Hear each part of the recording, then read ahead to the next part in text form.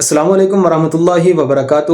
کیا آپ جانتے ہیں کہ حضرات شیخین یعنی سیدنا حضرت ابو بکر صدیق رضی اللہ تعالیٰ عنہ اور سیدنا حضرت عمر فاروق رضی اللہ تعالیٰ عنہ کے گستاخ کا انجام کیسا ہوا؟ ناظرین، امام مستغفری نے کتاب دلائل النبوہ میں بیان کیا ہے، کہتے ہیں کہ ایک سکہ نے بیان کیا کہ ہم 3 آدمی یمن کی طرف جا رہے تھے، ہمارے ساتھ ایک شخص کوفہ کا رہنے والا تھا، وہ حضرت ابو بکر صدیق رضی اللہ تعالیٰ عنہ اور سیدنا حضرت عمر فاروق رضی اللہ تعالیٰ عنہ کو برا بھلا کہتا تھا۔ ہم نے کئی بار اسے منع کیا لیکن وہ اس سے باز نہیں آیا۔ جب ہم یمن کے نزدیک پہنچے تو ایک جگہ اتر کر سو رہے تھے۔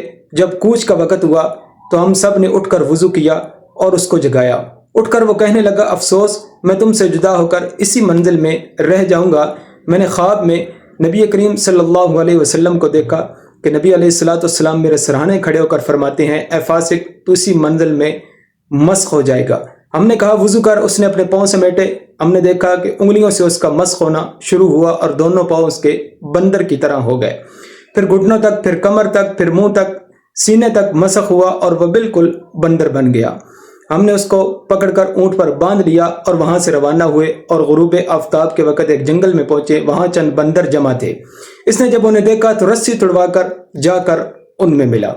دعا ہے اللہ رب العالمین ہمیں اصحاب رسول سے سچا عشق و محبت نصیب فرمائے، اور اصحاب رسول کی بے ادبی اور گستاخی سے اللہ رب العالمین ہماری نسلوں کو محفوظ رکھے۔ اگر آپ کو یہ ویڈیو پسند آئی ہے، لائک کریں، شیئر کریں اور کمنٹ کے اندر اپنی رائے کا اظہار کریں، اور اس چینل کو سبسکرائب کر لیں تاکہ اس طرح کی مستند اور معلوماتی ویڈیو بر وقت آپ تک پہنچ سکے۔